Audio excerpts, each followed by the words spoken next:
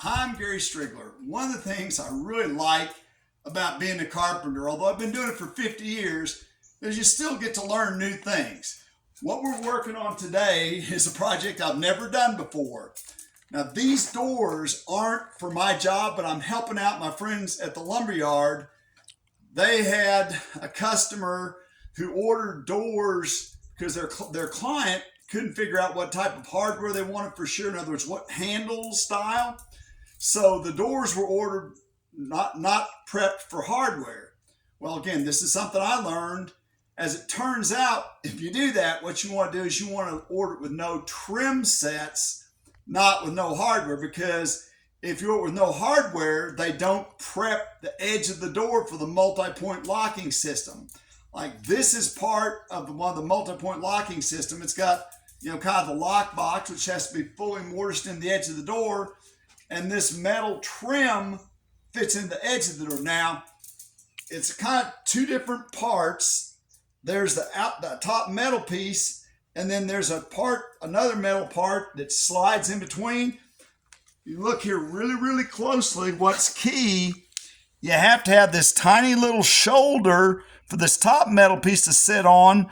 But then you have to have enough clearance for that part. That's actually the head bolt that comes out.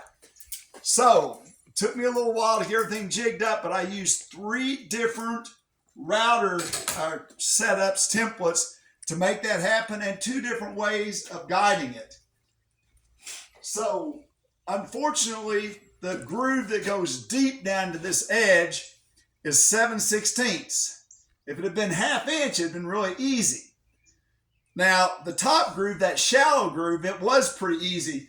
This is the jig that we're using for it. It's just a piece of 1/2 inch Baltic birch plywood that I've cut out exactly. The width of that piece of metal. And we're just using one of these. This is a white side pattern bit. It's a very short cutting diameter, about 1/4 inch, but the bearing is exactly the same diameter as the cut. So what that means is when it's riding in this groove, it's going to cut into the edge of the door exactly the amount that we've got right there. So we just use headless pins to hold these jigs in place, but we would put this one on. We marked the exact setback we needed, which is a 1/2 inch in this instance, then lined up the inside of this groove with that 1/2 inch mark, tacked enough headless pins in to hold it in place. Now here's the key thing, because this is kind of long. We have a wooden spacer that we drop down here. Once we've established this edge, we drop that spacer in and then just push this over because it's got a little bit of give and tack the other side. Yeah, because this is more than 1/2 inch, I can use this 1/2 inch router bit with the bushing, with the bearing. Now, to make that 7/16 cut, I had to guide my router slightly different. So this is a 3/8 router bit with a bushing. This bushing is what guides against my plywood. I don't know if I got enough hands to do this, but this is our plywood jig. And if you can see, it's going to be hard to see, but basically that bushing rides on this edge like so, and by hitting both edges of it, I get that 7/16 inch deep mortise that I need for the lock works. Now, a couple of things. Again, by the way, we did the same thing. This, we actually have a kind of an edge piece that if you look at the back of this edge right here, this plywood edge is what goes against the edge of the door when we put it on. So it would drop in, it fits right there. Same thing if you headless pins to hold it in place, and then we have a different spacer that we put in to align the opposite edge. Now, that's a lot to cut out with a bit. So what we did on all these is we took a Forstner bit and about every inch drilled out to kind of hog out some of the material.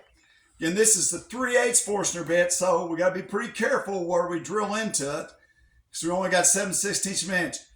after we drilled holes the whole length of this door, kind of takes a little while, but it's still worth it.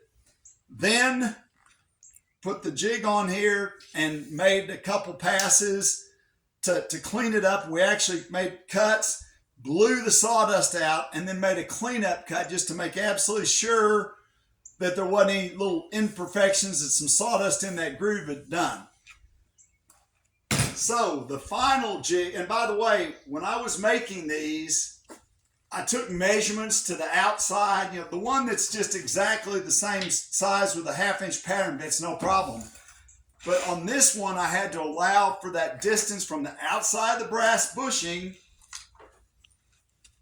from the outside of the brass bushing to the cut, which is not much. It's maybe a 1/16, but that groove the groove in my jig has to be big enough to allow for that. And I tested those on a piece of 2x4. I didn't start cutting on the edge of the door. I tested all this stuff on a piece of 2x4 before I took off, routing my doors. Now, the final template is the one that makes the hole for the lockbox, which is about 5/8 of an inch wide, but it's also very, very deep for that working. You can see that groove right here.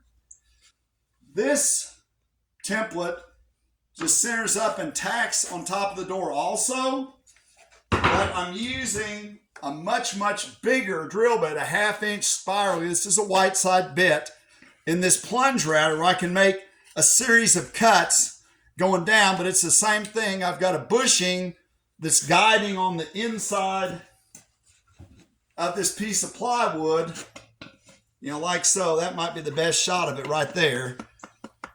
And we did the same thing. I took a little bit bigger Forstner bit. I'm using Forstner bits because they tend not to wobble around. They drill straight and true.